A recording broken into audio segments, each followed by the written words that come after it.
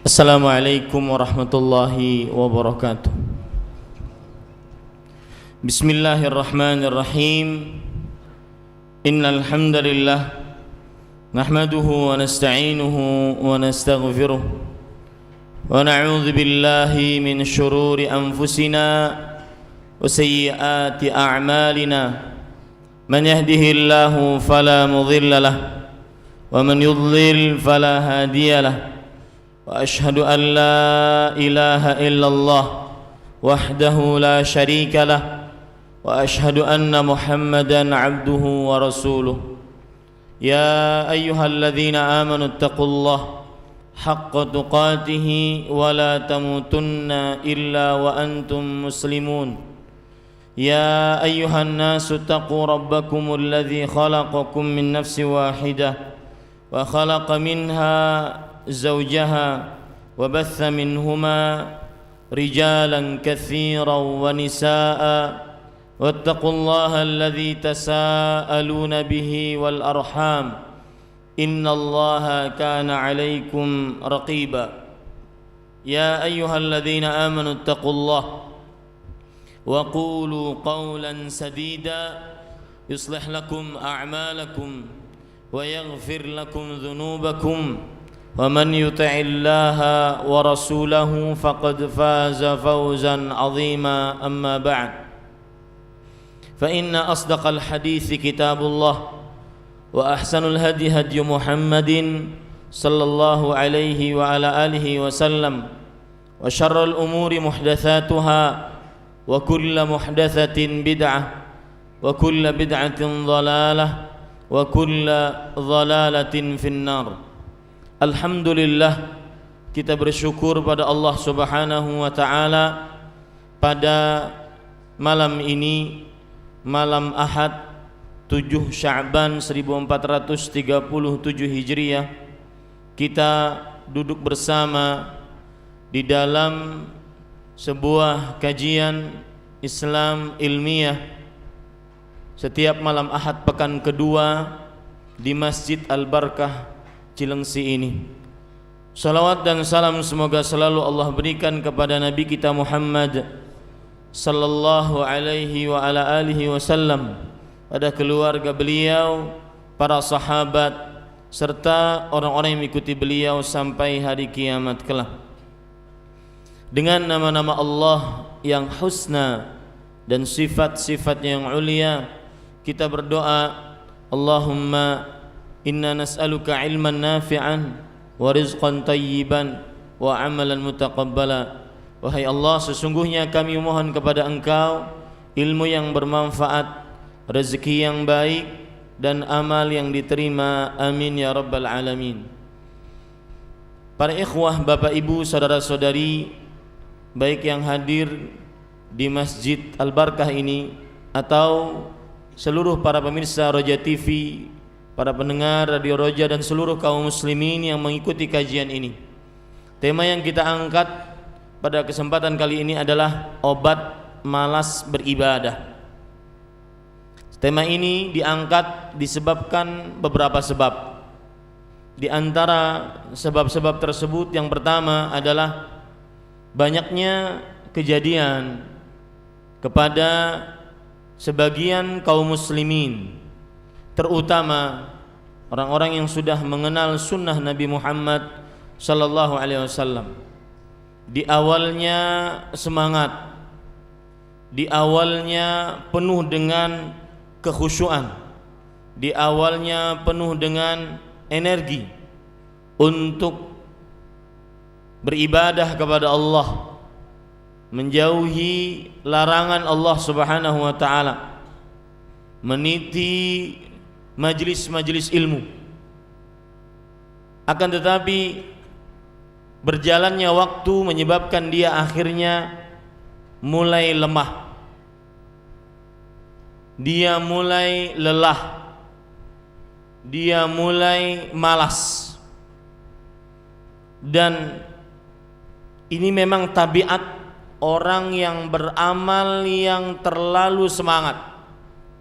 Sebagaimana disebutkan dalam hadis yang diriwayatkan oleh Imam Al-Bazzar di dalam kitab Kashful Astar dari Abdullah bin Abbas radhiyallahu anhuma. Rasulullah sallallahu alaihi wa alihi wasallam bersabda, "Inna likulli amalin syirah wa likulli syiratin fatrah. Faman kanat fatratuhu ila sunnati faqad ihtada wa man kanat fatratuhu ila ghairi dzalika faqad dhalla." Sesungguhnya setiap amalan ada masa semangatnya, dan setiap masa semangat ada masa lelahnya, ada masa futurnya, dan maka barang siapa yang masa lelahnya, mata futurnya, masa senggangnya digunakan kepada sunnahku, maka sungguh dia mendapatkan petunjuk.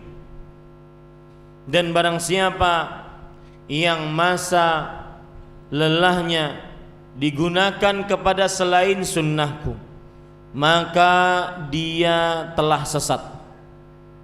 Ini hadis menunjukkan bahwa setiap amalan ada masa semangat, kemudian ada masa down turun.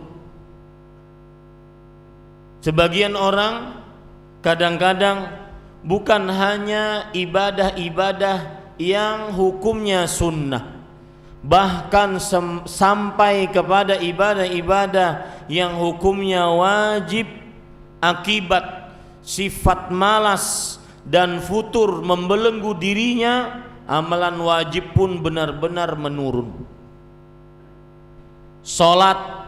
Salatnya yang asalnya tidak pernah ketinggalan takbiratul ihram imam,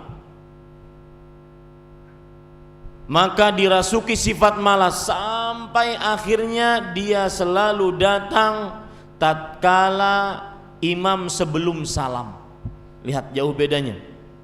Dari mulai datang sebelum imam takbiratul ihram imam, dia sudah ada. Akibat diselimuti rasa malas, akhirnya datang pas imam sebelum salam. Jauh berbalik 180 derajat. Itu perihal salat, amalan yang paling utama, amalan yang pertama kali akan dihisap, amalan yang penentu nasib seseorang di dunia dan di akhirat. Bagaimana kalau seandainya amal-amal salat, amal-amal lainnya? Dan perlu diketahui, misalkan contoh yang lain, kemalasan melanda dalam amalan-amalan wajib. Misalkan baca Quran. Sebagian kaum muslimin tidak menyangka bahwasanya hukum membaca Al-Quran itu hukumnya wajib, karena Rasul sallallahu alaihi wasallam bersabda dalam hadis riwayat Imam Muslim, "Iqra'ul Quran", bacalah kalian akan Al-Quran. Di situ terdapat perintah, wal aslu fil amri yadullu lil wujub. Asal hukum sebuah perintah menunjukkan kepada kewajiban, illa ma dallat dalilu ala khilafih, atau ala sunniyati, kecuali ada dalil yang menurunkannya dari hal yang wajib kepada sunnah. Dan ini tidak ada. Belum lagi misalkan berdoa kepada Allah. Sebagian juga orang tidak mengetahui bahwa hukum berdoa hukumnya wajib. Allah Subhanahu wa taala berfirman, "Wa qala rabbukum ud'uni." Rabb kalian berfirman, berdoalah kalian kepadaku. Di situ hukumnya wajib. Lihat dua amalan ini. Bagi orang-orang, terutama saya tekankan kepada orang-orang yang menuntut ilmu agama, karena banyak sekali keluhan-keluhan. Ustadz, kemarin baru datang SMS, Ustadz, saya sudah mengenal 3 tahun sunnah Nabi Muhammad SAW. Kenapa tambah kesini kok tambah malas? Tambah kesini tidak ada kekhusyuan seperti saya pertama kali mengenal sunnah Rasul Sallallahu Alaihi Wasallam. Dan malas tidak hanya terkena kepada amalan-amalan yang hukumnya sunnah. Meskipun para ulama mengatakan as-salaf ya'maluna sunnah li'annaha sunnah, wa nahnu al-yaum tarakna sunnah li'annaha sunnah. Para salafus saleh dahulu mengerjakan amalan yang hukumnya sunnah, tidak wajib, karena dia sunnah, ajaran Rasul sallallahu alaihi wasallam. Orang sekarang sebagian meninggalkan amalan sunnah yang itu ajaran Rasulullah sallallahu alaihi wasallam karena dianggap hanya hukumnya sunnah, tidak wajib. Kan terbalik. Para ikhwan yang dirahmati oleh Allah, amalan-amalan wajib tadi, baca Quran, coba hitung diri kita. Amalan wajib itu membaca Al-Quran, semakin mengenal sunnah semakin Al-Quran dijauhkan. Tapi paling semangat untuk menulis status di media sosial, mengajak orang baca Quran, dia sendiri nggak baca Quran, merasa ngaku nggak, jujur ngaku nggak, ya. Doa 1440 menit Allah Subhanahu wa taala sediakan di dalam sehari semalam. Berapa menit kita gunakan untuk berdoa, amalan wajib yang kadang-kadang sebagian manusia tidak mengenalnya itu hukumnya wajib. Artinya wajib apa? Ma dzumma tarikuhu qasdan, sesuatu yang dicela apabila ditinggalkan dengan sengaja. Dan jangan lupa, habis dicela diancam dosa. Itu yang sering dilupakan oleh manusia. Yang nggak berdosa, yang nggak berdoa dosa dan diancam siksa. Yang tidak baca Quran dosa dan diancam siksa. Ini pentingnya membahas tema ini, atau sebabnya membahas tema ini. Sebagian orang, apalagi jangan ditanya, hadis wala haraj, kata orang Arab. Hadis wala haraj, ceritakan tanpa batas amalan-amalan sunnah, dari mulai zikir pagi, zikir sore, dari mulai sholat ba'diyah, qabliyah. Ngaku ahlu sunnah, bermanhaj salaf, tetapi ba'diyah, qabliyah, subuh jadi ba'diyah terus. Memang dia mengetahui hadis Rasul riwayat Imam Abu Daud dari Qais ibn Talq, ketika orang tersebut Qais radhiyallahu anhu salat setelah subuh 2 rakaat, ditanya oleh Rasulullah, mahlan ya Qais, al-fajru raka'atan. Tunggu sebentar wahai Qais, salat subuh cuma 2 rakaat, ini setelah subuh 2 rakaat ngapain? Beliau salat karena sebelum subuh belum salat, sebagai qabliyah subuh.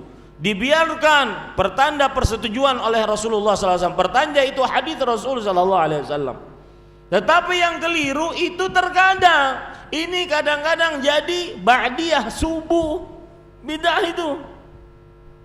Kalau dirutinkan, ya, hadis wala haraj, ceritakan lagi tentang sholat malam, sholat witir.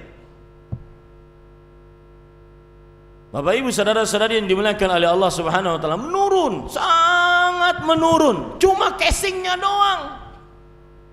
Casingnya pakai peci, pakai koko, pakai jenggot.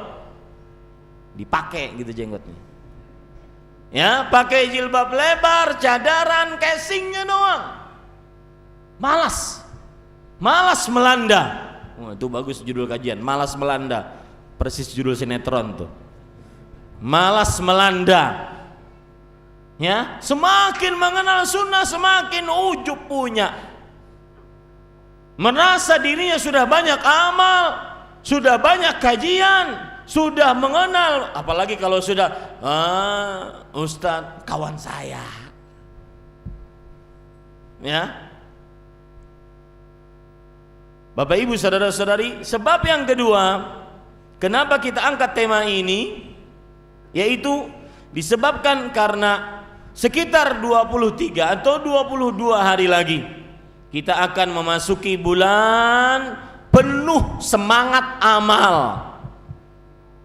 Bulan yang mana manusia pertama masuk surga tidak akan pernah surga pintunya dibuka sebelum Rasulullah sallallahu alaihi wasallam mengetuk pintunya. Manusia yang diampuni dosanya yang telah lalu dan yang akan datang. Manusia yang disebut oleh Rasulullah sallallahu alaihi wasallam sendiri sebagai Sayyidu Waladi Adam, pemimpin anak manusia. Manusia yang merupakan Khalilullah, kekasih terdekatnya Allah Subhanahu wa taala. Manusia dengan begitu banyak legalitas ampunan, surga, kekasih Allah tetap di bulan Ramadan, terutama 10 hari terakhir bulan Ramadan.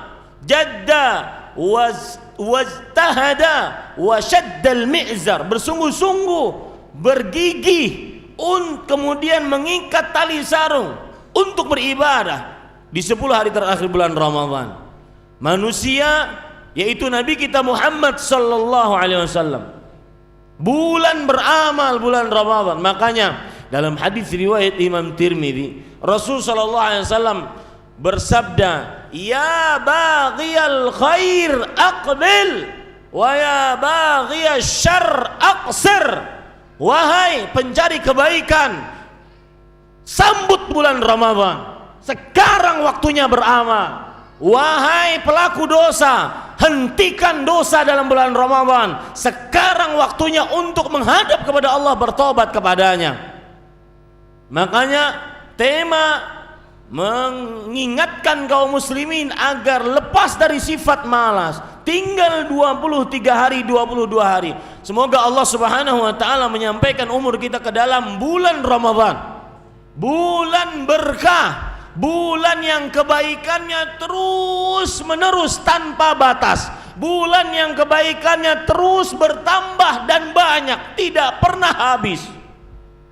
Bulan yang ditunggu oleh para salafus saleh sebagaimana disebutkan di dalam kitab Lataiful Ma'arif yang ditulis oleh Al-Hafidz Ibnu Rajab. As-salaf yad'una qabla Ramadan 6 ashhur hatta yuballighahumullahu ila Ramadan. Para salafus saleh berdoa kepada Allah 6 bulan agar bisa masuk ke dalam bulan Ramadan.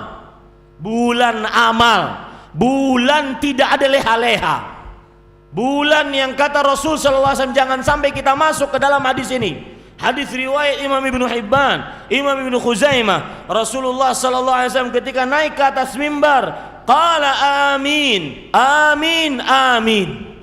Ketika beliau naik ke atas mimbar maka beliau mengucapkan amin, amin dan amin, yang artinya adalah ya Allah kabulkan, ya Allah kabulkan. Maka para ikhwan yang dirahmati oleh Allah Subhanahu wa taala, para sahabat bertanya, innaka sa'idta minbar wa qulta amin, amin, amin. Engkau naik ke atas mimbar kemudian engkau mengucapkan amin 3 kali. Apa sebabnya? Lam tasna hadza min qabl. Engkau belum pernah mengucapkan ini sebelumnya.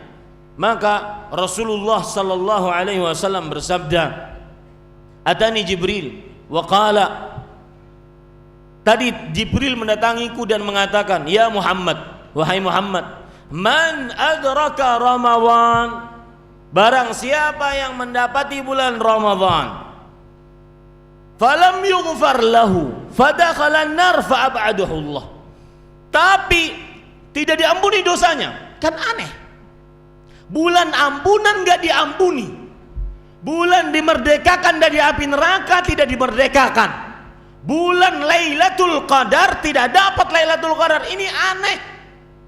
Mendingan mati aja sekalian. Iya, ada umur nggak dapat, tinggal minum nggak bisa. Ini aneh. Mohon maaf bahasa saya. Ini dungu bodoh kuadrat pangkat 9. Itu bodoh kuadrat pangkat 9 berapa? Ya. Ini Bapak Ibu saudara-saudari yang dimuliakan oleh Allah Subhanahu wa taala. Masuk bulan ampunan gak diampuni. Masuk bulan, kata Rasulullah SAW dalam hadis riwayat Tirmidzi, inna lillahi utaqa'u minan nar wa dzalika fi kulli lailah. Sesungguhnya Allah memiliki hamba-hamba yang dimerdekakan dari api neraka, dan itu setiap malam Ramadan. Kok nggak diampuni?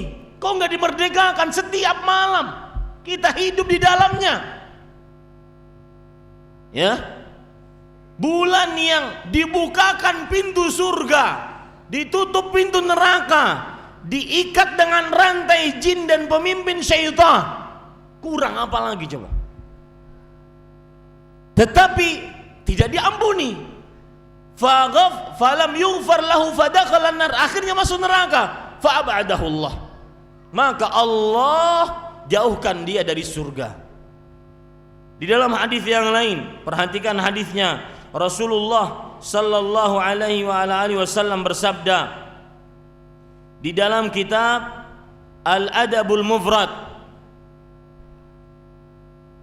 dari riwayat Imam Bukhari, raghima anfu rajul, dan juga riwayat Imam Ibnu Khuzaimah, raghima anfu rajul man dakhala Ramadan falam yughfar lahu. Hidung seseorang tersungkur ke tanah. Lihat, dia ngapain tersungkur ke tanah? Ya, itu yang saya katakan tadi, bodoh kuadrat pangkat 9. Kenapa? Ngapain dia seperti itu? Bukan untuk sujud, meletakkan hidungnya ke sungkur ke tanah. Kenapa? Karena tidak menggunakan waktunya sebaik-baiknya. Dia mendapati bulan Ramadan, diberikan umur oleh Allah masuk bulan Ramadan. Mudah-mudahan kita mendapatkan umur untuk masuk bulan Ramadan. Dan fadakhalan nar falam yughfar lahu, tapi tidak diampuni oleh Allah. Jangan sampai masuk seperti ini. Jangan sampai masuk hadis-hadis yang seperti ini di dalam bulan Ramadan. Dalam bulan Ramadan jangan sampai masuk juga dalam hadis riwayat Imam Ibnu Khuzaimah yang lain. Rasulullah sallallahu alaihi wasallam bersabda, "Rubba sha'im hadzuhu min siyamih illa al-ju' wal 'atash." Berapa banyak orang puasa, bagian puasanya cuma lapar haus. Kata-kata rubba setelahnya itu kata nakirah menunjukkan begitu banyak. Artinya itu pasti terjadi dan banyak yang seperti itu, dan na'udzubillah, mudah-mudahan itu bukan kita. Orang yang puasa, bagian puasanya cuma lapar haus, nggak ada pahala. Itu jangan dianggap enteng hadis itu. Ada manusia itu menahan lapar, haus, bersetubuh dan seluruh yang membatalkan puasa, dari mulai terbit fajar kedua sampai terbenam matahari, enggak ada puasanya, nihil. Ada itu banyak, dan mudah-mudahan bukan kita tahun ini dan tahun-tahun selanjutnya. Rugi Pak, apalagi suasana begitu panas sekarang, lapar haus gak ada nilainya. Maka Bapak Ibu saudara-saudari yang dimuliakan oleh Allah, oleh karenanya Jabir radhiyallahu anhu mengatakan, sebagaimana dikutip di dalam kitab Lataiful Ma'arif, "Idza kana yaumu shaumik falyasum sam'uk wa basaruk wa lisanuka 'anil kadhibi wal maharim wa la taj'al yauma shaumika wa yauma fitrika sawa." Jika hari puasamu, maka jagalah pendengaranmu, penglihatanmu, dan lisanmu dari dusta dan hal-hal yang diharamkan. Dan jangan sampai engkau jadikan bulan Ramadanmu, hari puasamu sama dengan hari berbukamu. Jangan sampai. Makanya harus diangkat tema doa obat malas beribadah kepada Allah Subhanahu wa taala. Karena kita akan memasuki bulan amal. Bulan yang mana para sahabat dahulu menghabiskan waktunya untuk beramal. Oleh karenanya sebagian ulama mengatakan, syahrul Qur'an, ja'a Ramadan, syahru tilawatil Qur'an wa it'amut ta'am. Datang bulan Ramadan, bulan yang tugasnya cuma 2, baca Quran dan memberi makan kepada orang-orang yang berbuka puasa. Bapak Ibu saudara-saudari yang dimuliakan oleh Allah, makanya saya singgung-singgung tadi tentang baca Quran yang sudah lama menjauhi kalamullah yang mulia tersebut, yang sudah lama menjauhi kitab yang penuh petunjuk tersebut, sadar kita mau masuk bulan Al-Quran, kembali berkenalan dengan Al-Quran, kembali pelajari Al-Quran, kembali telinga kita perdengarkan Al-Quran. Kemudian Bapak Ibu saudara-saudari yang dimuliakan oleh Allah, itu sebab kenapa kita mengangkat tema ini. Sekarang kita ingin membahas buruknya sifat malas. Saya harus bahas poin ini. Kenapa? Saya akan memaksa Bapak Ibu, baik yang hadir di Masjid Al-Barkah ini ataupun seluruh para pemirsa Raja TV dan seluruh kaum muslimin yang mengikuti kajian ini. Saya ingin memaksa bahwa tema ini penting dengan cara kita sebutkan buruknya sifat malas. Baru setelah itu kita ingin melihat obat apa yang disediakan di dalam Al-Quran dan hadis tentang sifat malas ini. Keburukan pertama sifat malas. Ketahui baik-baik, sifat malas ini adalah sifatnya orang munafik khullas. Orang munafik yang benar-benar kemunafikannya sangat terkenal dengan sifat malasnya orang munafik. Orang munafik sangat terkenal dengan sifat malasnya. Lihat Allah Subhanahu wa taala berfirman di dalam Al-Qur'an tentang bahwasanya orang-orang munafik adalah mempunyai sifat yang malas. Innal munafiqina yukhadi'una Allah wa huwa khadi'uhum wa idza qamu ila shalah qamu kusala yura'una an-nasa wa la yadhkuruna Allah illa qalila. Sesungguhnya orang-orang munafik mereka menipu Allah dan Allah membalas tipuan mereka. Sedikit saya ingin membahas masalah Allah membalas tipuan mereka. Ahlu sunnah wal jamaah meyakini bahwasanya Allah mempunyai sifat membalas tipuan. Karena Allah menetapkan di dalam Al-Qur'annya, dan Allah lebih tahu tentang sifatnya Allah. Oleh karenanya kita menetapkan apa yang ditetapkan oleh oleh Allah dan Rasulnya Sallallahu Alaihi Wasallam. Sedangkan orang-orang yang menyimpang dari akidah Ahlussunnah, mereka tidak mau menyatakan Allah membalas tipuan. Masa Allah nanti namanya Allah Maha Penipu? Enggak. Allah membalas tipuan orang yang menipunya. Kita tetapkan sesuai dengan apa yang ditetapkan oleh siapa?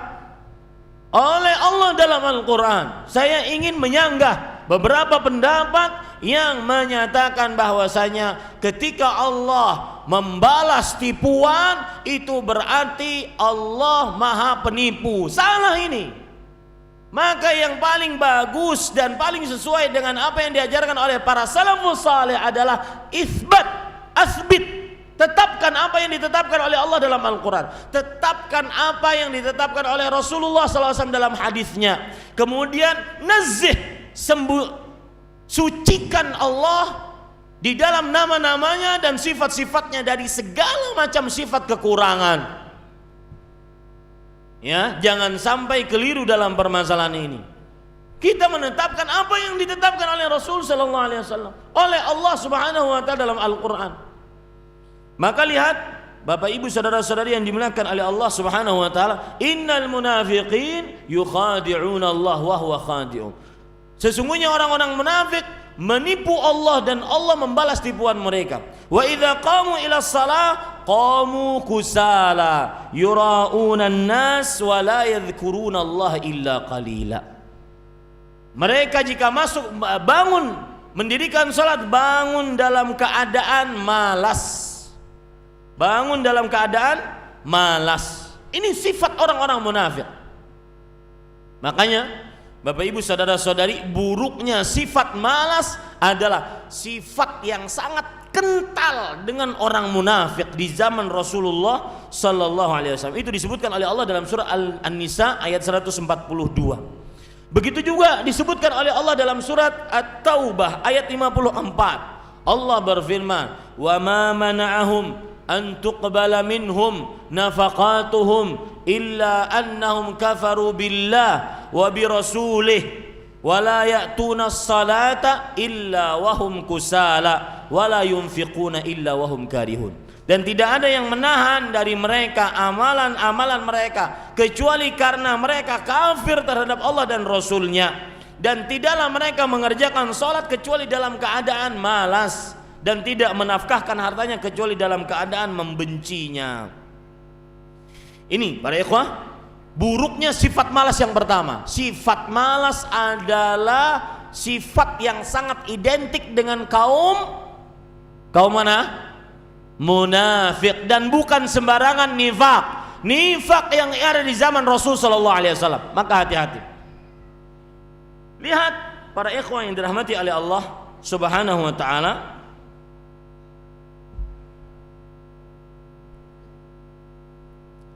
dalam surah Taubah ayat 38, ini dalil yang lain yang menunjukkan bahwa sifat malas sangat identik dengan orang-orang munafik.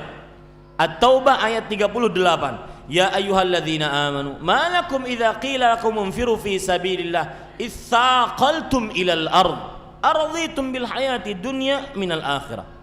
Wahai orang yang beriman, apa sebabnya jika kalian diajak untuk bergerak keluar berjihad di jalan Allah Subhanahu wa taala, kalian merasa berat untuk berjihad di jalan Allah? Apakah kalian lebih mencintai kehidupan dunia dibandingkan kehidupan akhirat? Ini menunjukkan juga sifat malas adalah sifatnya orang munafik. Sifat keburukan malas yang kedua, orang pemalas sama dengan tidak menginginkan surga. Orang pemalas sama dengan orang yang tidak ingin surga. Kenapa demikian? Salah satu penyebab orang malas, orang munafik malas, karena dia tidak menginginkan apa yang ada di sisi Allah dari karunia, dari nikmat, dari pahala, dari kenikmatan yang tanpa batas. Coba perhatikan sekarang perkataan yang sangat menarik dikatakan oleh Syekh Abdurrahman bin Nasir As-Sa'di rahimahullahu taala. Perhatikan ketika beliau membahas ayat tadi, innal munafiqin yukhadi'una Allah wa huwa khadi'uhum wa idza qamu ila salati qamu kusala. Perhatikan ya Bapak Ibu saudara-saudari yang dimuliakan oleh Allah Subhanahu wa taala. Ya, perhatikan di sini. Beliau mengatakan qamu kusala, mereka orang-orang munafik bangun mengerjakan sholat dalam keadaan malas. Maksudnya mutathaqilin laha mutabarrimina min fi'liha, merasa berat melakukannya.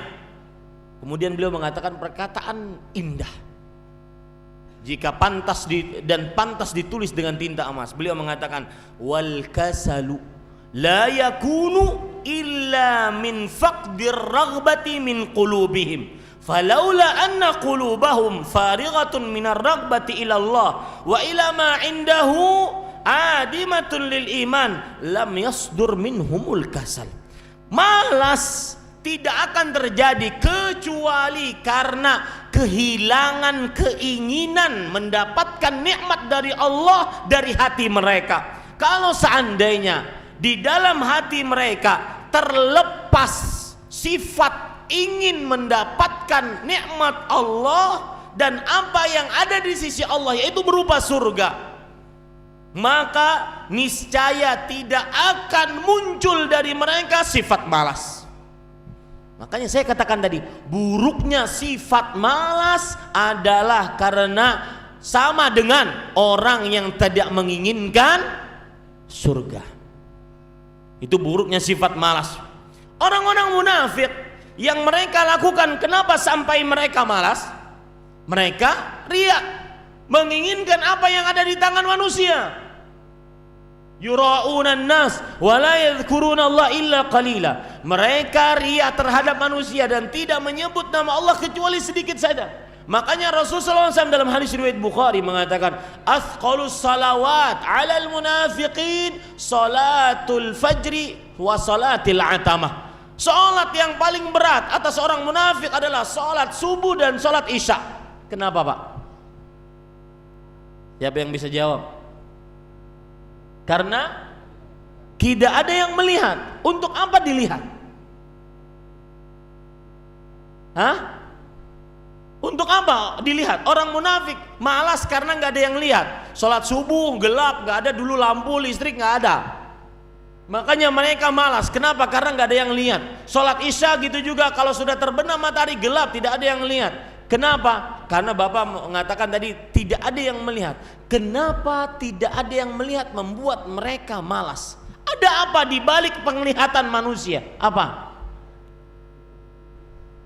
Iya, riya itu adalah amal ingin dilihat. Ada apa di balik riya? Apa? Pujian. Dan ini selalu berkaitan. Yang beramal ingin dilihat agar dipuji itu riya. Itu pengertian riya. Beramal ingin dilihat agar dipuji. Itu riya.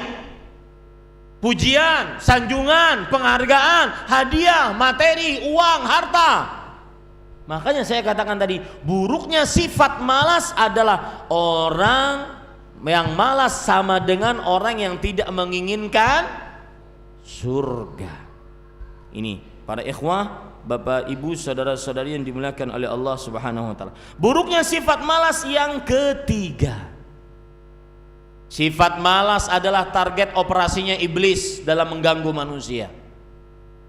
Target operasinya iblis dalam mengganggu manusia. Perhatikan sekarang beberapa ayat yang saya bacakan, atau beberapa hadis lebih tepatnya. Rasulullah sallallahu alaihi wasallam bersabda dalam hadis yang diriwayatkan oleh Imam Bukhari dari Abu Hurairah radhiyallahu an, yaqidu syaitan ala qafiyati ra'si ahadikum idza huwa nama thalatha uqad yadribu kulla uqdatin alayka laylun tawil farqud fa in istayqadha fa dzakara Allah in hallat uqdah wa in tawadda'a in hallat uqdah fa in shalla in hallat uqdah fa asbaha nashitan tayyiban nafs wa illa asbaha khabithan nafsi kaslana. Artinya syaitan mengikat di qafiyah. Ini namanya qafiyah. Yang bahasa qafiyah kita itu diambil dari bahasa Arab. Ya, qafiyah itu adalah akhirar ra's di sini. Ya, akhirar ra's, jadi kayak begini, qafiyah. Ya. Jadi qafiyah yang kita pakai, kita sebut qafiyah, itu adalah dari bahasa Arab. Dan banyak sekali kata-kata Indonesia diambilkan dari bahasa Arab. Maka heran kalau seandainya ada orang mengatakan merapatkan saf itu adat istiadat orang Arab. Heran saya. Heran. Itu hadis Rasul sallallahu alaihi wasallam. Hadis Rasul. Sekarang kalau seandainya kita anggap itu adat istiadat orang Arab, mana yang standar merupakan kalau hadis Rasul ini adat, kalau hadis Rasul ini sunnah, ajaran beliau? Heran. Maka benar perkataan Syekhul Islam Taimiyah rahimahullah, ulaika qaumun utu zakaan wa utu zakaan wa lam yu'tu zakaan. Mereka adalah orang-orang yang diberikan kepintaran akal tapi tidak diberikan kesucian hati untuk menerima ajaran Rasulullah sallallahu alaihi wasallam. Ini para ikhwah yang dirahmati oleh Allah Subhanahu wa taala. Syaitan mengikat di atas qafiyah. Jadi banyak sekali kata-kata Arab yang diadopsi dalam bahasa Indonesia dan sudah menjadi bahasa Indonesia yang baku. Dan kadang-kadang kata-kata itu juga dari salah pendengaran. Misalkan kata-kata siti, itu diambil dari kata bahasa Arab sayyidati, yang artinya tuanku perempuan, sayyidati. Dan orang Arab menyebutnya cepat, sayyidi. Sampai ke Celingsi jadi siti. Makanya Siti Hajar, Siti Sarah, Siti Maryam, Siti Fatimah, Siti Aisyah, Siti Asia, masa namanya Siti semua? Enggak. Itu bukan nama, tapi itu adalah sebuah panggilan kehormatan, Sayyidati. Orang Arab nyebutnya cepat, Sayyidi. Orang Cilengsi dengarnya Siti. Sama kayak miqatnya orang kota Madinah, ya. Orang Indonesia biasa menyebutnya Bir Ali. Itu diambil dari kata bi'ru Ali. Bir artinya sumur. Ya, orang Arab nyebutnya cepat Bir Ali. Sampai ke Banjarmasin jadi Bir Ali. Ya, ini banyak Bapak Ibu saudara-saudari yang dimuliakan oleh Allah. Taib. Yaqidu syaitan ala qafiyati ra'si ahadikum. Syaitan mengikat di atas kepala salah seorang dari kalian. Jika dia tidur dengan 3 ikatan. Lalu setiap ikatan kita ingat, tukang sihir ini adalah anak emasnya para syaitan dan iblis. Dan tukang sihir meniup di ikatan-ikatan. Begitu pula tuannya meniup di ikatan-ikatan. Kita setiap kali tidur itu diikat dengan 3 ikatan oleh syaitan. Dijampi-jampi setiap ikatannya. Lai alaika lailun tawil urqud. Sudah malam panjang tidur aja, malam panjang tidur. Ikatan ketiga malam panjang tidur.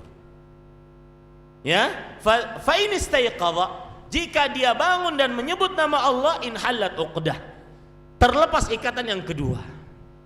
Fa in tawaddaa inhallat uqdah, jika dia berwudu terlepas ikatan yang ketiga. Fa in shalla inhallat uqdah, jika dia salat subuh terlepas ikatan yang ketiga. Fa asbaha nasyitan thayyiban nafs, maka pagi itu dia akan semangat, penuh dengan kebaikan jiwa. Kalau tidak, terlambat bangun subuhnya, tidak menyebut nama Allah, terlambat bangun subuhnya, tidak berwudu, terlambat bangun subuhnya, terlambat sholat subuhnya, maka asbaha khabithan nafs kaslan, dia akan merasa buruk dirinya. Ketemu teman di pasar, bang, ya, malas, inhalat khabithan nafs kaslan, dan malas aja kerjaannya. Para ikhwah, bapak ibu, saudara-saudari yang dimuliakan oleh Allah Subhanahu wa taala, tadi kita sudah mempelajari beberapa hal yang mengenai buruknya sifat malas, terutama dalam ibadah kepada Allah Subhanahu wa taala. Yang pertama yang sudah kita pelajari, sifat malas adalah sifat yang sangat identik dan kental dengan kemunafikan. Dan bukan sembarang kemunafikan, tetapi kemunafikan yang ada di zaman Rasulullah sallallahu alaihi wasallam. Yang kedua, sifat malas sama dengan orang tidak menginginkan surganya Allah Subhanahu wa taala. Karena sebagaimana disebutkan oleh Imam Syekh Abdurrahman bin Nasir As-Sa'di tadi, wal kasalu la yakunu illa 'inda 'adamir raghbati fi qulubihim. Sifat malas tidak terjadi kecuali tatkala tidak menginginkan karunia Allah, nikmat Allah, surga Allah di dalam hati mereka. Kalau seandainya ada masih menginginkan itu, mustahil seseorang akan malas. Yang ketiga, yaitu sifat malas adalah target operasinya iblis, mengganggu manusia, membuat manusia malas, tidak semangat untuk beribadah kepada Allah Subhanahu wa taala. Yang keempat, buruknya sifat malas adalah Rasulullah sallallahu alaihi wasallam berlindung dari sifat malas. Dan tidaklah beliau berlindung kecuali sifat tersebut adalah buruk dan tercela. Sebagaimana disebutkan dalam hadis riwayat Bukhari dan Muslim dari Anas bin Malik radhiyallahu an, Rasulullah sallallahu alaihi wasallam bersabda, "Allahumma inni a'udzubika minal ajzi wal kasal wal jubni wal bukhl. Wahai Allah, aku berlindung denganmu dari sifat lemah dan sifat malas, dari sifat pengecut dan sifat bakhil. Dan sekali lagi, tidaklah Rasulullah sallallahu alaihi wasallam berlindung dari sebuah atau dari sesuatu kecuali menunjukkan bahwa sesuatu tersebut adalah buruk di sisi Allah Subhanahu wa ta'ala. Sekarang yang kelima, terakhir dan bukan yang paling akhir, karena masih banyak lagi keburukan yang timbul dari sifat malas. Yang terakhir yaitu orang yang mempunyai sifat malas, maka akhirnya dia tidak beramal dan menyebabkan kehidupannya sempit.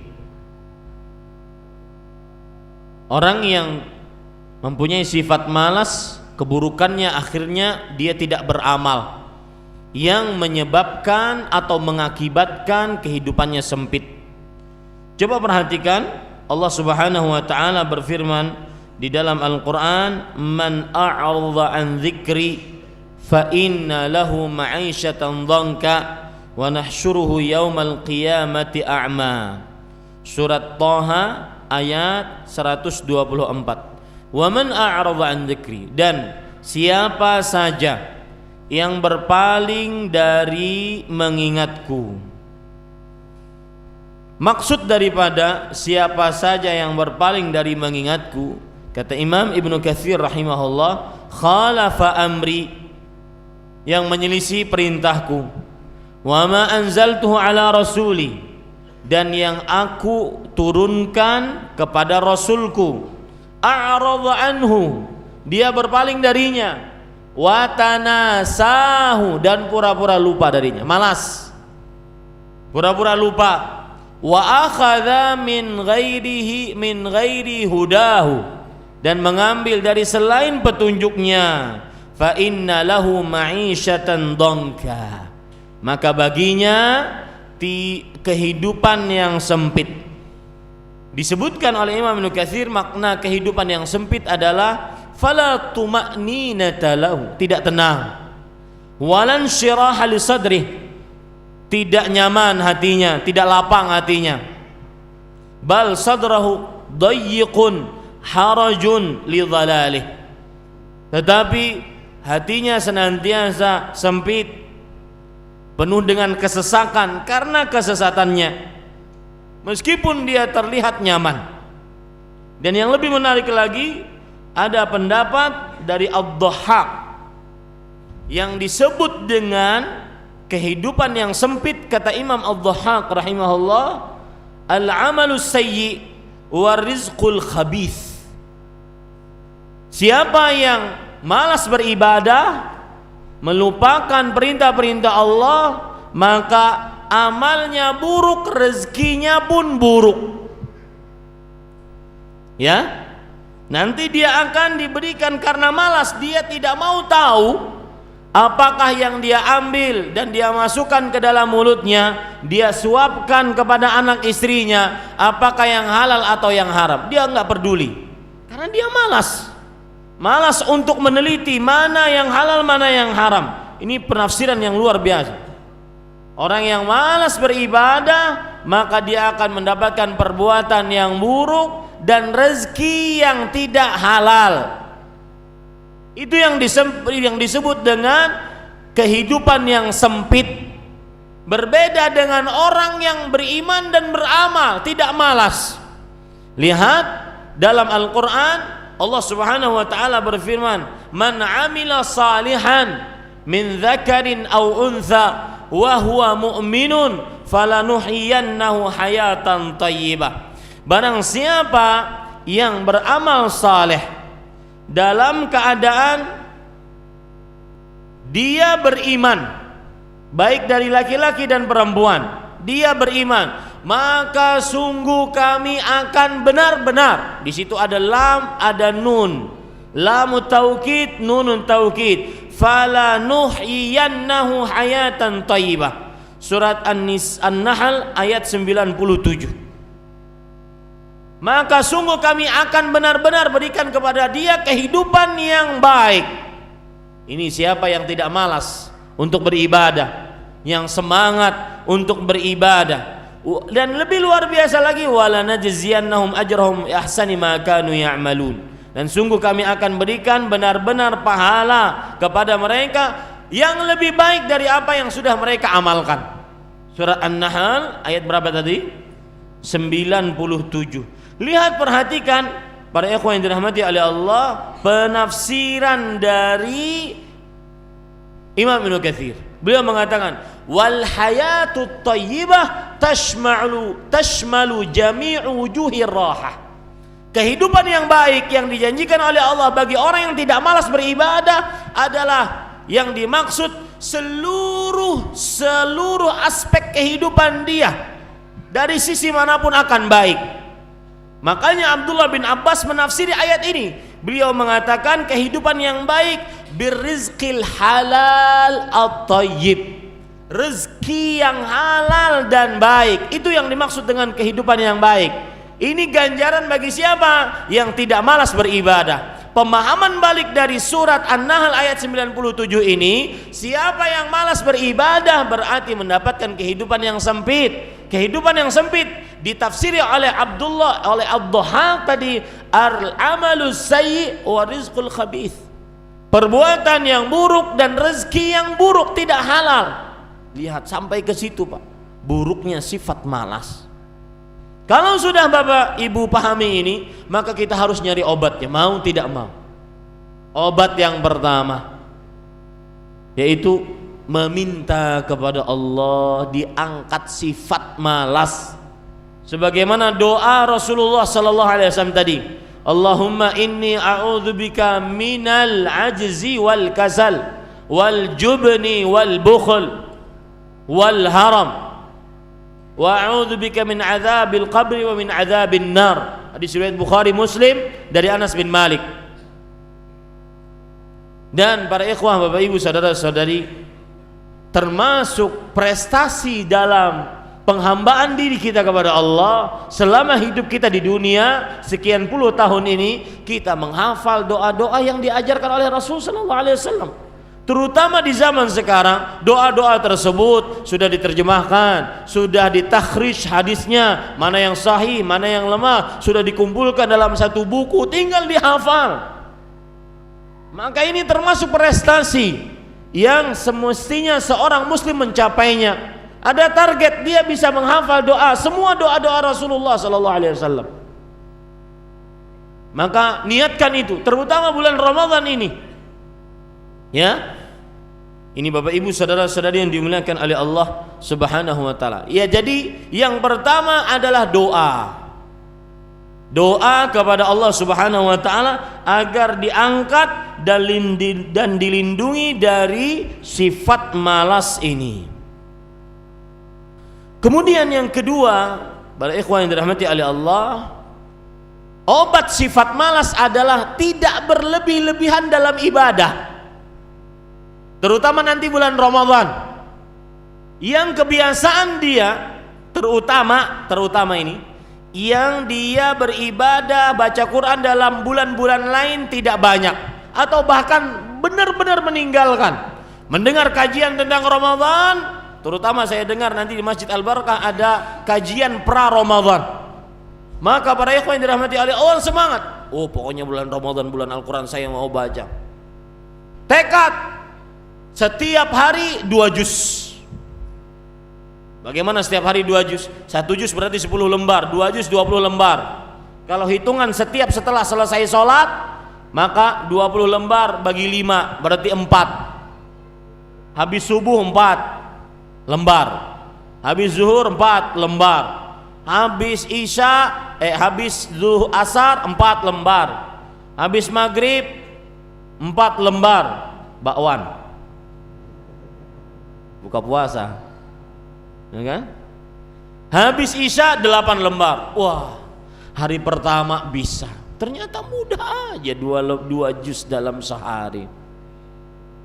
Besok sudah mulai berat karena nggak terbiasa sebelumnya. Tidak terbiasa sebelumnya, mulai berat dia. Sampai juga 2 juz tapi ngos-ngosan. Ngos-ngosan. Hari ketiga sudah mulai ngasih PR terhadap dirinya sendiri. Bagaimana? Hari habis subuh 4 lembar, habis zuhur 2 lembar aja deh, 4 lembarnya nanti habis asar.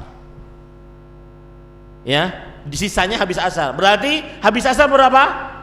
6 lembar. Habis itu habis asar yang aturan 6 lembar dipangkas oleh dia, dikasih PR dirinya. Cuma 2 lembar dapatnya, 4 lembarnya nanti habis isya. Berarti habis isya 8 lembar. Habis sholat taraweh capek, cuma 2 lembar. Berarti tinggal 1 juz. 1 juz untuk besok PR. Enggak akan selesai. Yang tidak membiasakan tidak akan pernah bisa. Yang mulai membiasakan nanti mulai dari awal Ramadan tidak akan pernah bisa menghasilkan prestasi banyak membaca Al-Quran. Dan hati-hati, di dalam bulan Ramadan nanti timbul pertanyaan-pertanyaan. Orang-orang yang sinis, sudah dilihat temannya, hari kedua, hari ketiga, hari keempat, hari kelima udah hatam. Berarti 6 juz per hari, 5 hatam. Langsung mulai cari-cari pembenaran terhadap dirinya. Di hari kelima Al-Baqarah aja belum selesai. Ya, hari kelima Al-Baqarah belum selesai, langsung cari-cari pembenaran atas malasnya. Itu trik iblis, cari-cari pembenaran atas trik malasnya, atas sifat malasnya. Bagaimana? Nanya Ustadz, Ustadz apa hukumnya? Atau bagaimana? Atau mana yang utama? Menghatamkan Quran di dalam Al-Quran sebanyak-banyaknya, tapi nggak paham, nggak tahu tafsirnya. Dengan orang yang tidak hatam Al-Quran tapi dia tahu tafsirnya, sebab turunnya, maknanya. Yakin Pak orang ini, ya, kebanyakan yang seperti ini dua-duanya dia nggak kerjakan. Hatam enggak, tahu tafsirnya juga enggak. Ini trik malas, membenarkan malas, sifat malas dalam dirinya. Ya, saya pernah berdiskusi dengan orang-orang seperti ini. Kita katakan para Nabi Muhammad SAW, para sahabat, para tabi sampai imam yang 4 memperbanyak hataman Al-Quran dalam bulan Ramadan. Mau dia paham tidak paham, banyaki hafalan Al-Quran, banyaki bacaan Al-Quran, hatamkan Al-Quran. Dan para ikhwan yang dirahmati oleh Allah, bagi siapa orang-orang yang sudah mencoba dan punya tekad kuat tinggi, himmah aliyah, punya tekad tinggi, dia akan bisa menghatamkan Al-Quran. Bukan hanya sekali, mungkin bisa 4 sampai 5 kali. Misalkan kita anggap saja yang paling ringan bagi orang-orang yang suka menghatamkannya, sebagian ada yang mengatakan saya bisa Ustadz per 6 hari hatam. Berarti selama sebulan berapa? 5 kali per 6 hari. Berarti selama sehari berapa? 5 juz. Habis subuh, habis zuhur, habis asar, habis maghrib juz Al-Fuqat. Habis isya 2 juz. Tidur, istirahat dia. Ya, istirahat dia. Besok seperti itu, besok seperti itu, sampai 6 hari hatam. 1 kali hatam itu ngos-ngosan, habisnya nggak pernah baca Quran. Nah, ini salah, keliru. Ini Bapak Ibu saudara-saudari yang dimuliakan oleh Allah. Maka salah satu hal yang membuat orang malas, obat pemalas adalah jangan sampai terlalu ngoyo dalam ibadah.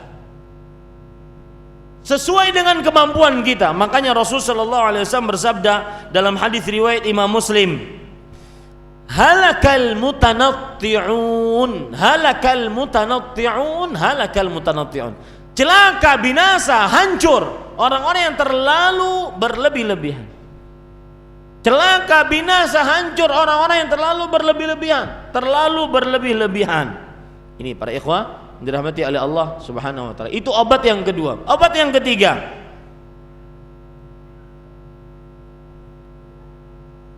usahakan kita berlomba-lomba di dalam kebaikan. Berlomba-lomba dalam kebaikan. Dan ingat, ketika kita mulai berlomba-lomba dalam amal ibadah, dalam kebaikan, bukan yang menjadi ukuran saya menang kamu kalah, dia menang saya kalah, enggak. Lihat Abu Bakar As-Siddiq dengan Umar bin Khattab berlomba-lomba dalam kebaikan. Pernah suatu ketika ada seorang sahabat, yaitu Abdullah bin Mas'ud, berzikir di masjid.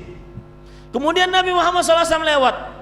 Kata Rasul SAW kepada Abdullah bin Mas'ud, sal tu'tah. Wahai Abdullah bin Mas'ud, berdoa engkau, doamu akan dikabulkan. Wah, itu kunci itu. Enak banget kalau ada Rasulullah SAW di zaman sekarang. Ahmad Zainuddin, tuh doa dikabulkan. Enak kan? Ini Rasulullah SAW lewat. Wahai Abdullah bin Mas'ud, doa, engkau akan dikabulkan doamu.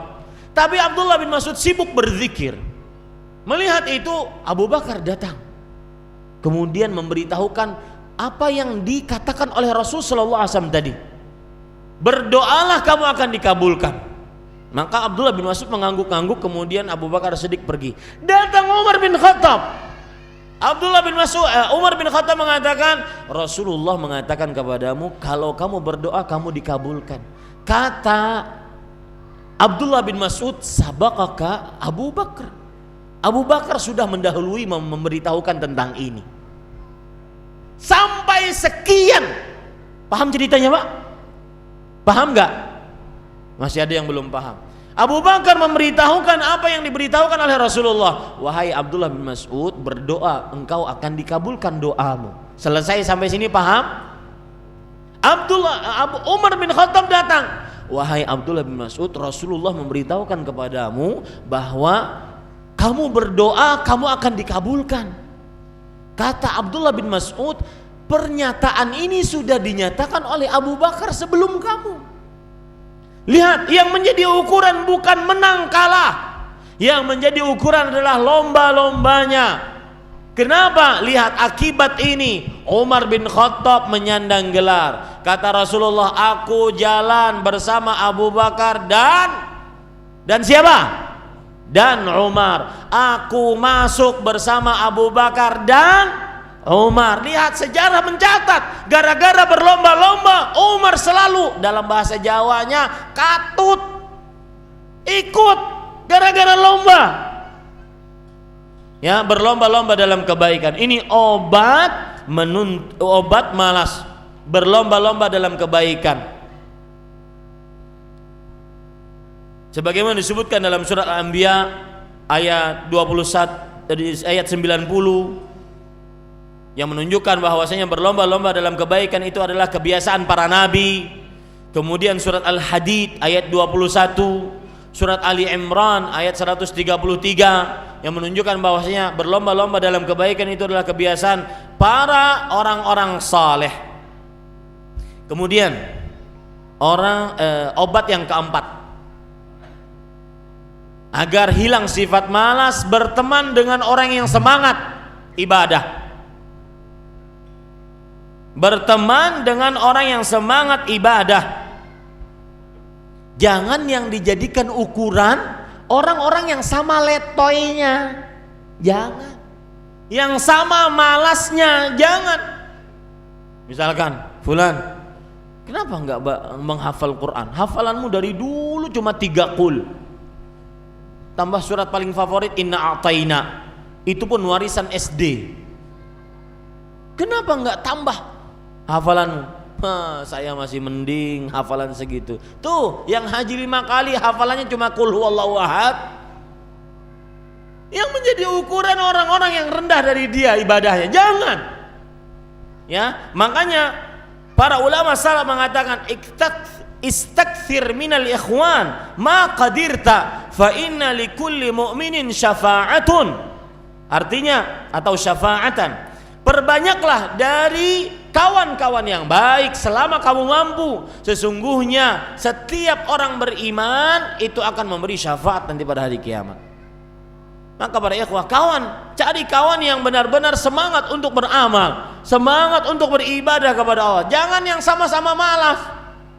Jangan nyari kawan yang suka berangan-angan.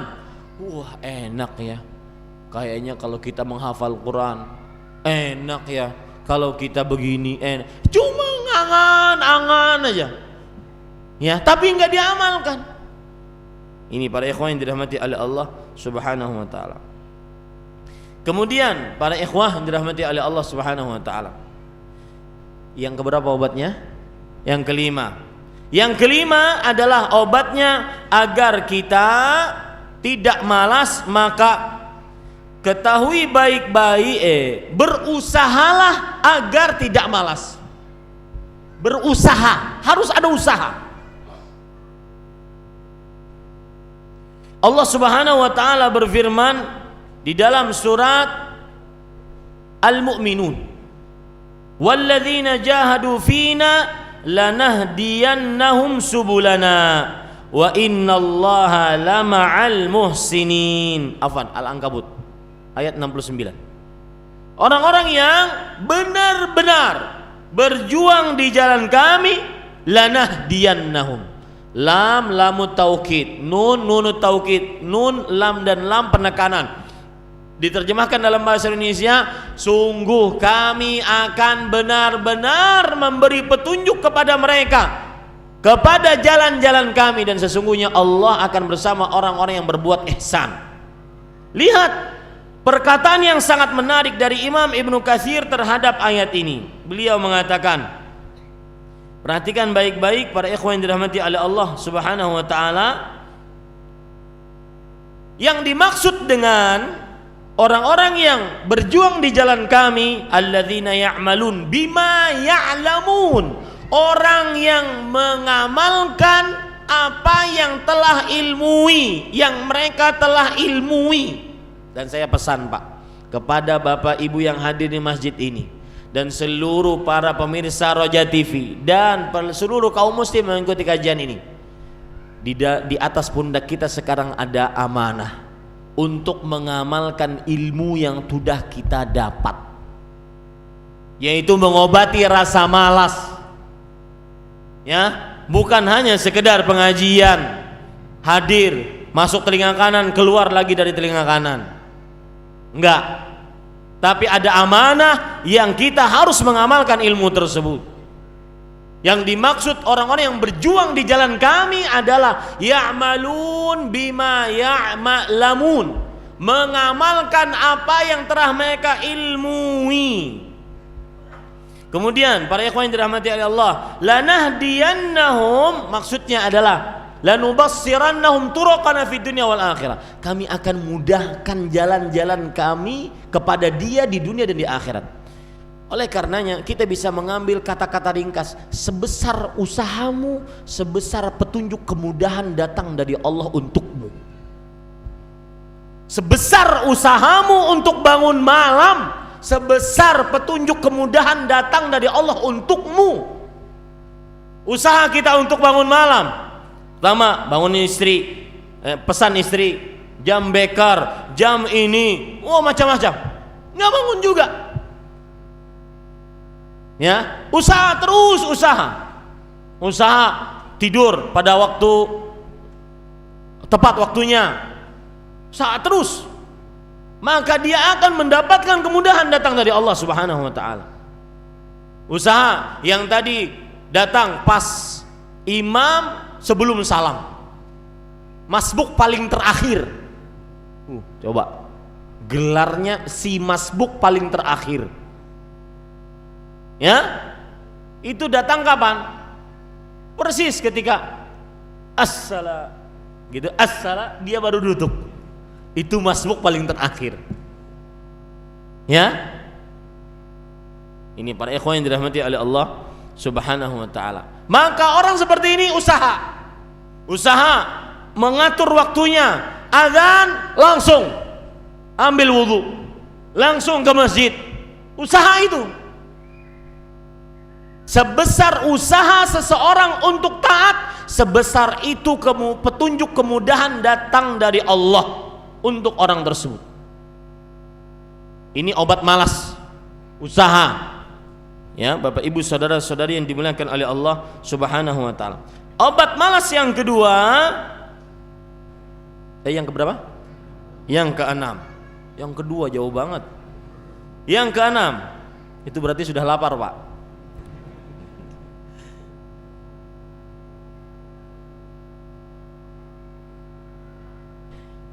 Obat malas yang kedua, yang keenam, yaitu seseorang harus mengingat umur terbatas.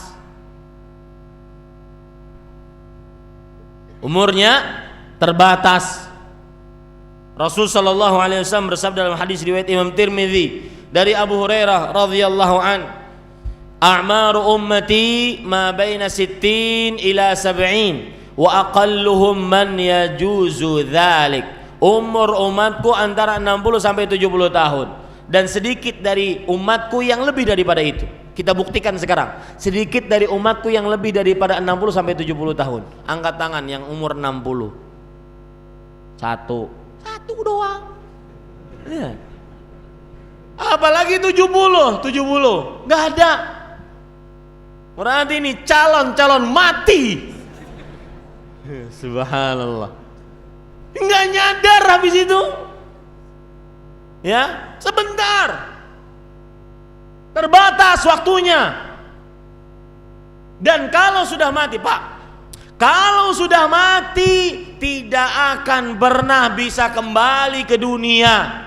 Sebagaimana ayat Al-Quran, fa idza jaa ahaduhumul maut qala rabbirji'un la'alli a'malu salihan fima taraktu. Kalla. Ketika salah seorang dari mereka kedatangan kematian, maka dia baru mengucapkan rabbirji'un, ya Allah kembalikan aku ke dunia.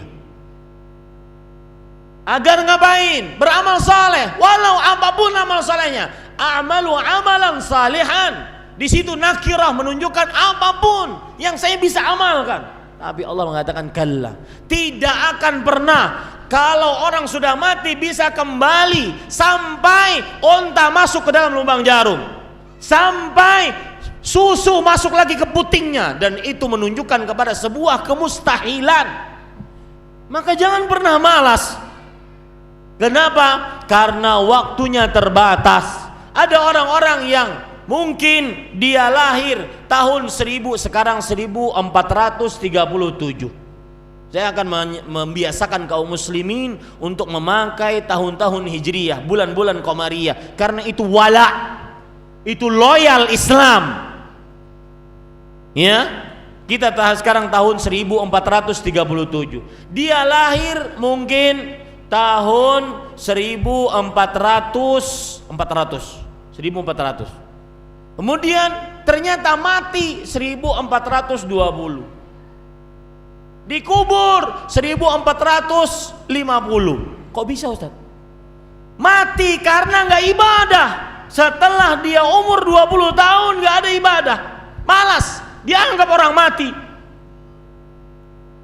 Ya, ini Bapak Ibu saudara-saudari. Maka obat yang keenam, ingat baik-baik, waktu terbatas. Jangan sampai kita menyesal, sebagaimana disebut oleh Allah dalam surah Al-Fajr, yauma yatadzakkarul insan. Habis itu apa ayatnya?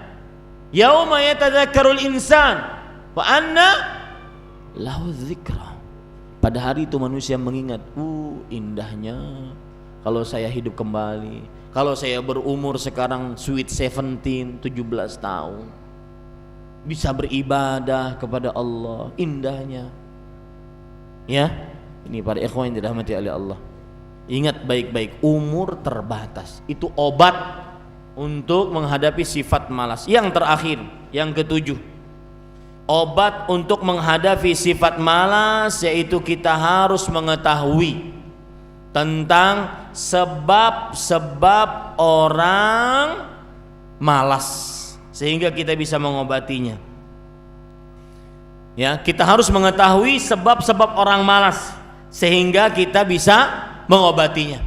Sebab orang malas adalah yaitu mengambil tentara dari tentara iblis. Para ulama salaf mengatakan kalimatu saufa jundun min junudi iblis. Kata-kata entar, besok, nanti, itu adalah salah satu tentara dari tentaranya iblis. Entar aja deh, besok aja deh. Ya, entar aja deh, besok aja. Saya mau baca Quran, saya mau hafal Quran, saya mau mempelajari tajwid Al-Quran, ntar aja deh besok. Apalagi yang paling parah bersandar dengan takdir. Wahai fulan, umurmu berapa? 40 Ustaz. Umurmu berapa? 50 Ustaz. Kenapa nggak lancar baca Quran? Ustaz, kayaknya takdirnya memang begini Ustaz. Saya dari dulu sudah 10 guru Iqra, saya pindah-pindah, semuanya putus asa dengan saya. Kata gurunya ha, saya ngatakan kha, zal, saya ngatakan zai, semuanya putus asa. Jadi emang kayaknya takdirnya begini Ustaz. Lihat, subhanallah. Ini para ikhwan yang dirahmati oleh Allah. Jangan pakai kata saufa untuk sebuah amal. Jangan pakai kata-kata entar, nanti, besok. Ya jangan. Lakukan sekarang. Lihat perkataan Abdullah bin Umar radhiyallahu anhuma. Idza amsait fala tantadhirus sabah wa idza asbahat fala tantadhiril masa. Jika kamu masuk waktu sore, jangan tunggu waktu pagi. Jika kamu masuk waktu pagi, jangan tunggu waktu sore untuk beramal. Lakukan sekarang. Seperti misalkan, saya ingin mulai baca Quran Ustaz semenjak ini, tapi besok enggak, sekarang. Ya Ustaz, sekarang masih ada media sosial lagi rame. Besok Ustaz, besok. Enggak, sekarang kerjakan. Jangan saufa. Itu salah satu tentara dari tentaranya iblis. Makanya Imam Al-Qayyim mengatakan saufa ra'su amwalil mafalis. Kata saufa, nanti, entar, besok, itu adalah modalnya orang-orang bangkrut di hari kiamat. Habis umur dan dia terus saufa, entar, besok. Ya, ini para ikhwan yang dirahmati oleh Allah Subhanahu wa taala. Sebab yang kedua yang menyebabkan orang malas yang kita obati, yaitu jangan terlalu kenyang. Wah, ini Ustaz susah ini. Ya, Imam Ibnu Qudamah mengatakan sebagaimana disebutkan di dalam kitab Mukhtasar Minhajul Qasidin. Ini kitab indah, bagus sekali. Mukhtasar Minhajul Qasidin. Kathratul akli turithul kasala wal futur. Banyaknya makan mewariskan malas dan leha-leha. Makanya makannya sesuai dengan kebutuhan kita. Rasulullah sallallahu alaihi wasallam bersabda, luqaimatun yuqimna sulbahu, hasbul adami luqaimatun yuqimna sulbahu. Cukup bagi anak Adam beberapa suafan yang dengannya dia menegakkan punggungnya. Fa in ghalabatil adamiyya nafsuhu fa thuluthun lit-ta'am wa thuluthun lisyarab wa thuluthun lin-nafas. Kalau seandainya hawa nafsunya mengalahkan dirinya, maka boleh lebih daripada beberapa suapan, sepertiga untuk makan, sepertiga untuk minum, sepertiga untuk bernafas. Jangan 3/3 untuk nasi, begah ente. Ya, nggak bisa nafas. Kemudian para ikhwan yang dirahmati oleh Allah Subhanahu wa taala, termasuk sebab membuat orang malas adalah tadi yang kita sebutkan. Tidak bangun subuh, tidak berzikir, tidak berdoa, tidak sholat subuh. Ini semua kita tahu akhirnya obatnya apa. Yang keempat, penyebab malas adalah ketika nguap, mangap, tidak ditutup mulutnya. Ya, tidak ditutup mulutnya. Coba perhatikan dalam hadis riwayat Bukhari dan Muslim dari Abu Hurairah radhiyallahu an, Rasul sallallahu alaihi wasallam bersabda, "Idza tatha'aba ahadukum falyumsik yadahu ala fih." Jika salah seorang dari kalian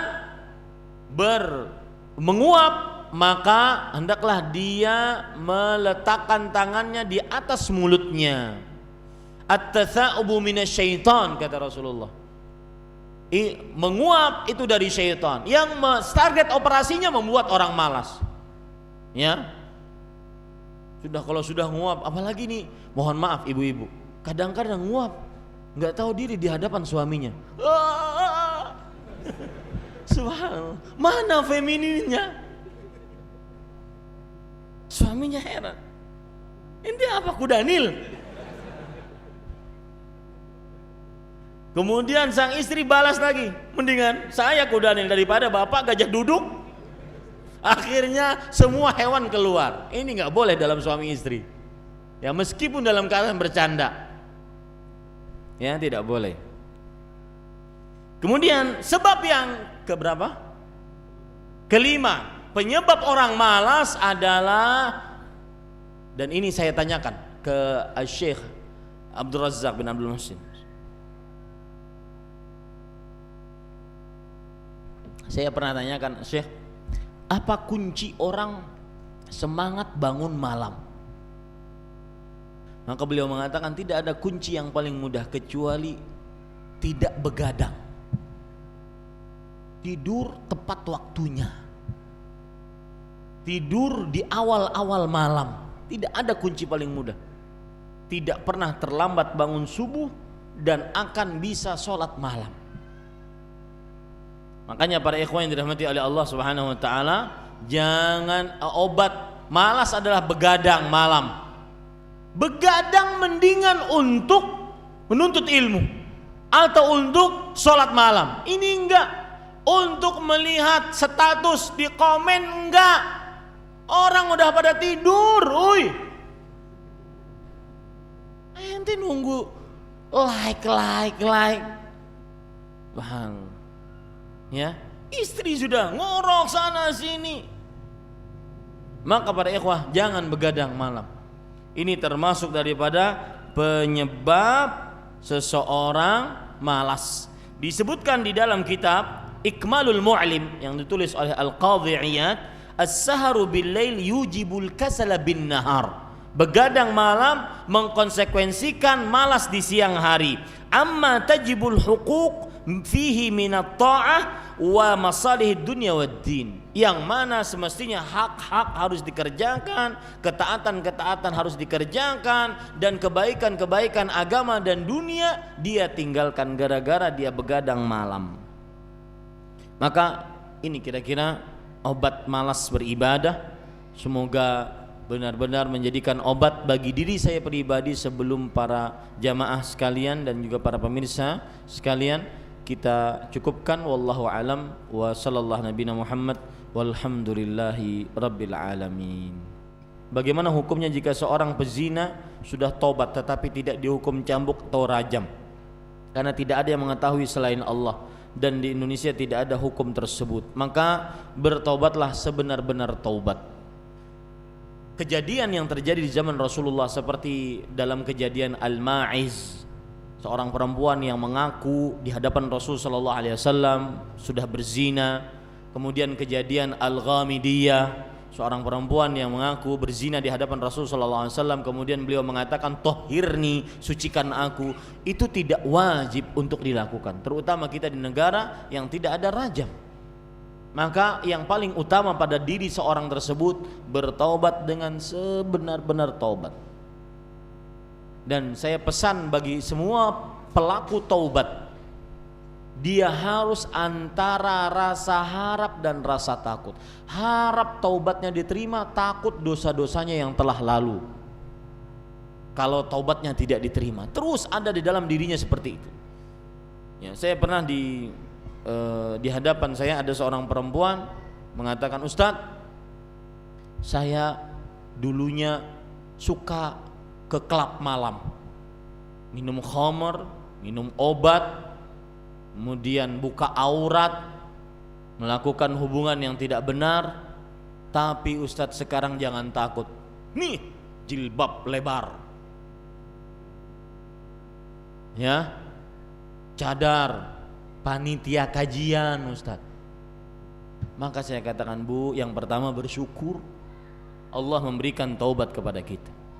Yang kedua, minta doa istiqamah kepada Allah, karena Allah sangat mudah untuk mengembalikan seseorang kepada jurang kemaksiatan kembali. Yang ketiga, harus ada rasa harap taubatnya diterima dan rasa takut dosa-dosanya yang telah lalu. Jangan-jangan taubatnya belum diterima.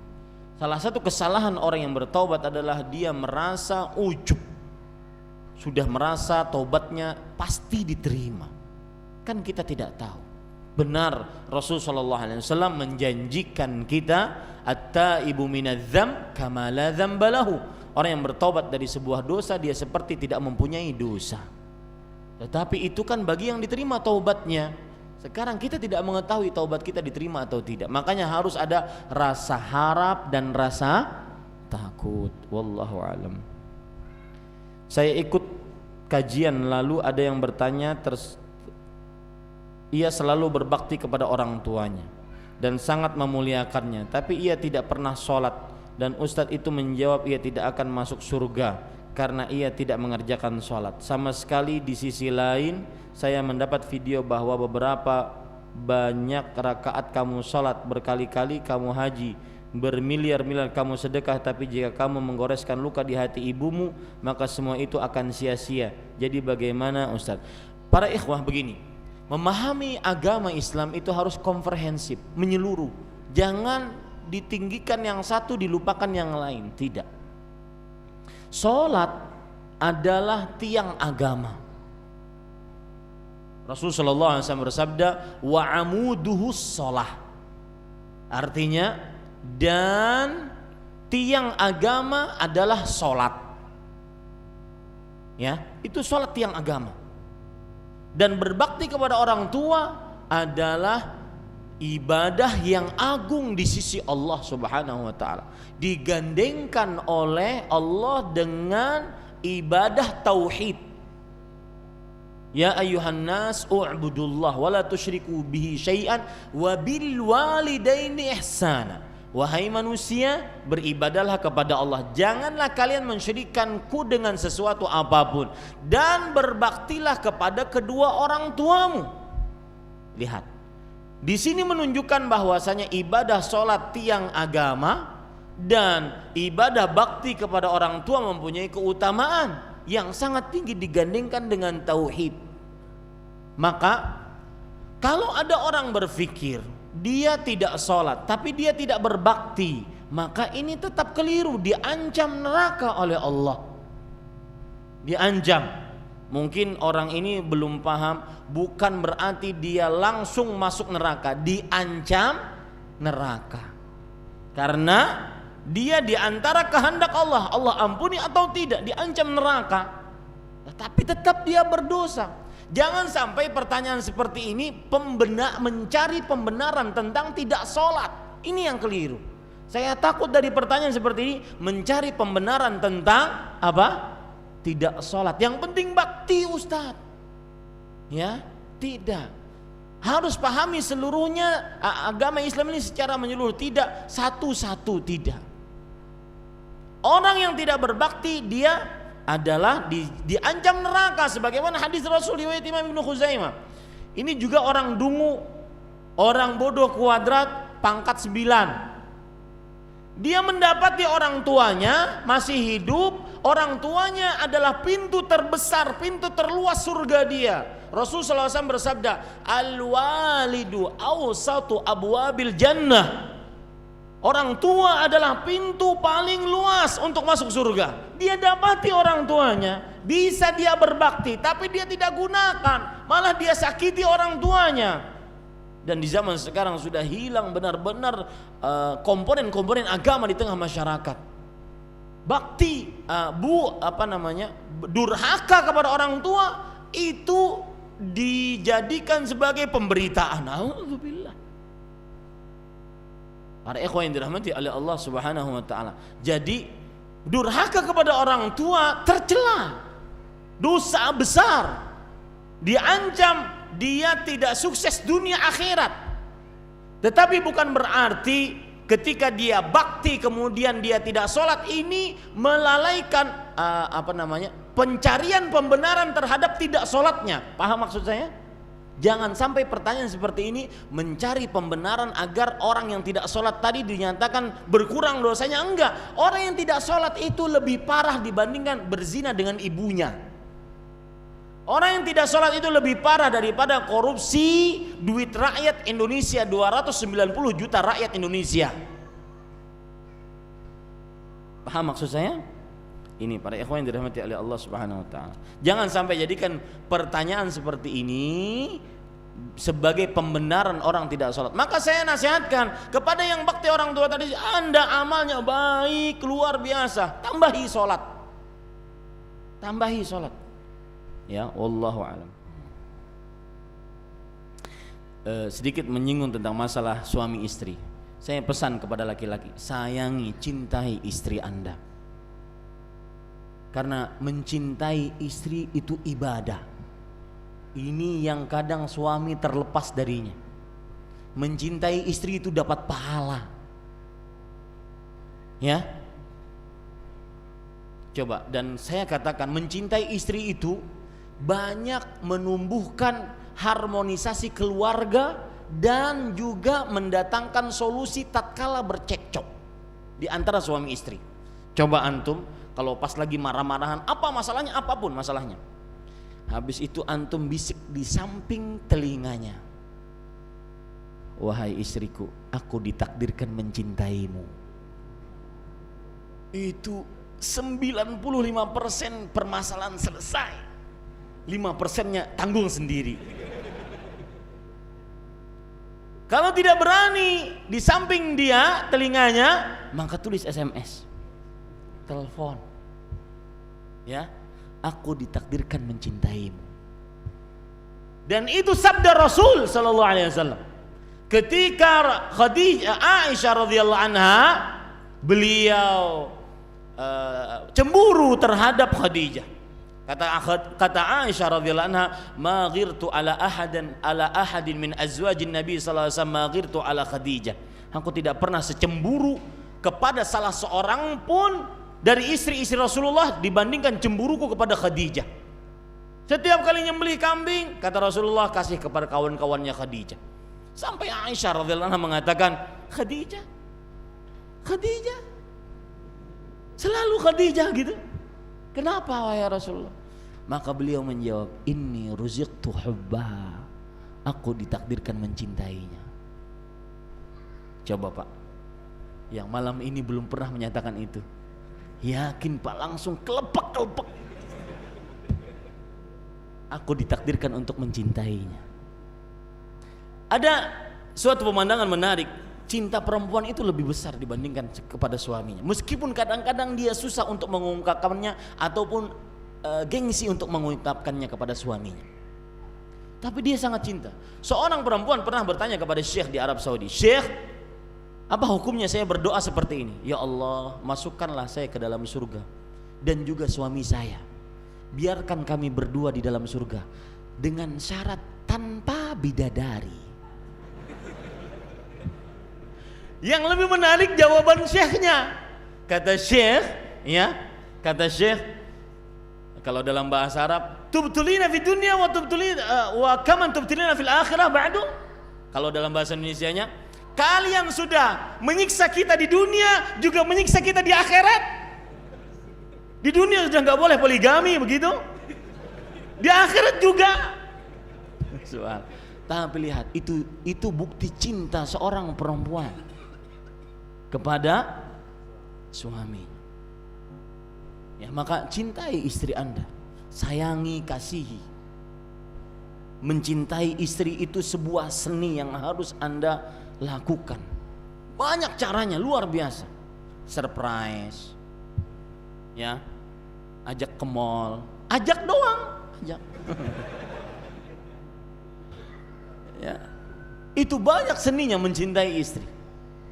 Dan di situ kita akan menjadi suami yang benar-benar sportif untuk menjadi suami. Ya, misalkan ajak ke tempat ini di depan ini kan banyak jualan baju. Yang jualan baju kasih royalti kepada saya malam ini. Ya, tuh bawa istri, wahai istriku, pilih, silahkan pilih. Ya, pilih. Habis itu bayar sendiri ya. Subhanallah, banyak seninya para ikhwah mencintai istri itu. Dan itu perlu diungkap. Seni mencintai istri dengan ungkapan sayang sebagaimana disebutkan oleh Rasulullah tadi, inni ruziqtu hubba, aku ditakdirkan untuk mencintaimu. Ini para ikhwah. Bagaimana hukum sholat di rumah yang di sampingnya ada kuburannya dan di bawahnya juga ada kuburannya? Apakah sholatnya sah dan apakah ada larangannya untuk membaca Al-Quran di rumah yang di sampingnya ada kuburannya? Sholat di rumah yang di sampingnya ada kuburannya, di bawahnya ada kuburannya, ya di atasnya juga ada kuburannya. Ya. Ini kok bisa ada kuburan di dalam rumah? Maka jika kuburan tersebut sebelum rumahnya, rumahnya harus dibongkar. Jika kuburan tersebut setelah rumahnya, kuburannya harus dibongkar dan dipindahkan ke lain. Dan sholat di sana tidak sah. Wallahu a'lam. Apakah sifat malam? Karena Rasulullah SAW bersabda, la tusallu ilal kubur. Jangan kalian sholat menghadap kepada kuburan. Dan menghadap di sini baik menghadap ke kuburannya ataupun sholat di area kuburan. Rasulullah SAW bersabda, la'natullah 'alal yahud wan nasara ittakhadhu qubur anbiya'ihim masajid. Allah melaknat kaum Yahudi dan Nasrani yang menjadikan kuburan nabi-nabi mereka sebagai masjid. Wallahu a'lam. Apakah sifat malas juga ketika saya ingin pergi ke kajian tapi melihat anak dan istri yang baru berumur 2 bulan, merasa kasihan ditinggal berdua di kontrakan? Ini sama. Allah Subhanahu wa taala berfirman, ya ayyuhalladzina amanu innama amwalukum wa auladukum fitnah.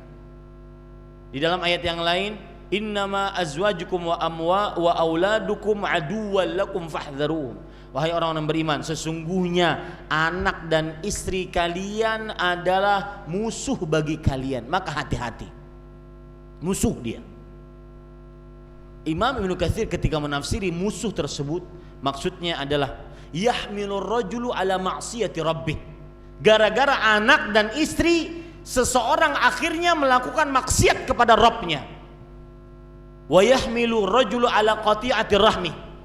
Gara-gara anak dan istri, seseorang akhirnya memutuskan hubungan kekerabatannya, terutama sama orang tua.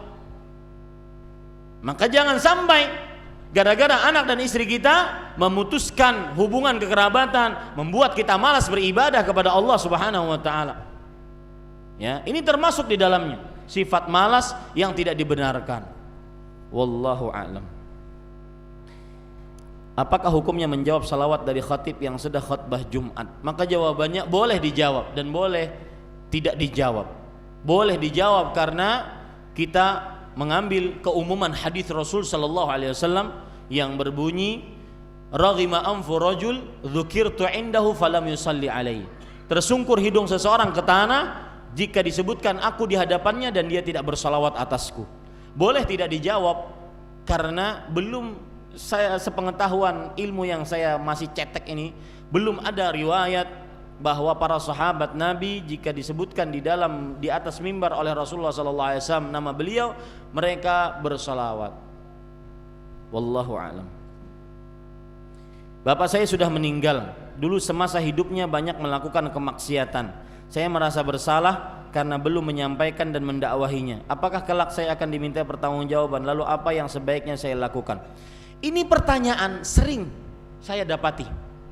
Dan ketahuilah, mohon maaf kepada yang bertanya, ini pertanyaan salah satu trik iblis. Ujungnya apa? Antum tahu? Ujungnya agar kita selalu menyesal dan tidak terima, tidak ridho dengan kematian bapak kita. Saya pernah mendapati waktu itu kajian di luar kota Jakarta. Orang itu bertanya sambil menangis-nangis, Ustaz, berdosakah saya? Sampai saat ini saya masih merasa berdosa.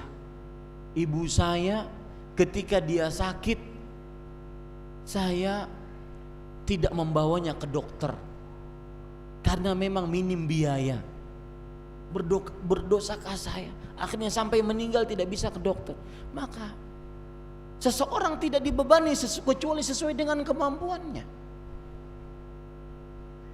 Sebenarnya dibalik pertanyaan itu untuk apa? Trik iblis agar tidak terima dengan kematian siapa? Ibunya. Hati-hati ini.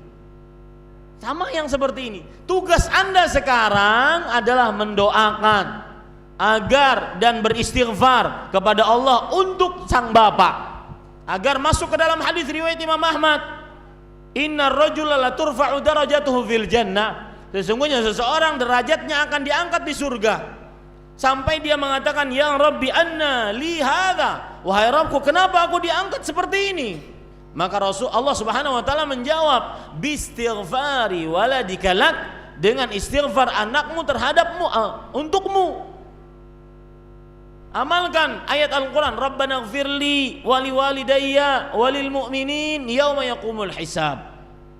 Surat Ibrahim ayat 40. Amalkan itu. Bukan tugas Anda mengingat-ingat dulu, enggak. Ya, yang dulu sudah selesai. Dan jangan sampai mengatakan lagi seperti ini, karena itu seandainya, jikalau, itu membuka pintu-pintu syaitan. Pintu-pintu syaitannya adalah kita akhirnya tidak terima atas wafatnya bapak kita. Itu ujung-ujungnya nanti. Wallahu a'lam. Saya bisa bangun subuh dan sholat berjamaah tepat waktu, tapi masalahnya setelah subuh saya terbiasa tidur lagi. Apa ikatan syaitan belum terlepas? Apakah ini juga sifat malas? Iya, ini sifat malas yang tercela. Habis sholat subuh langsung tidur. Rasulullah SAW bersabda, Allahumma barik li ummati fi bukuriha. Ya Allah, berkahi untuk umatku di waktu paginya. Bukur itu dari kata-kata bakar. Bakar itu ada, atau bikr. Bikr adalah waktu yang sangat pagi sebelum matahari terbit. Maka siapa yang terbiasa sholat setelah subuh, tidur setelah subuh, maka pada saat itu dia harus berusaha untuk tidak tidur setelah sholat subuh, karena itu termasuk daripada sifat malas. Ini yang bisa saya sampaikan. Mudah-mudahan kita mendapatkan ampunan dari Allah Subhanahu wa taala dan kita bisa semangat untuk beribadah dan persiapkan, latih diri kita untuk menghadapi bulan Ramadan. Ini yang bisa kita kaji pada malam ini. Kita cukupkan dengan kafaratul majlis. Subhanakallah bihamdik, asyhadu an la ilaha illa anta astaghfiruka wa atubu ilaik. Wassalamualaikum warahmatullahi wabarakatuh.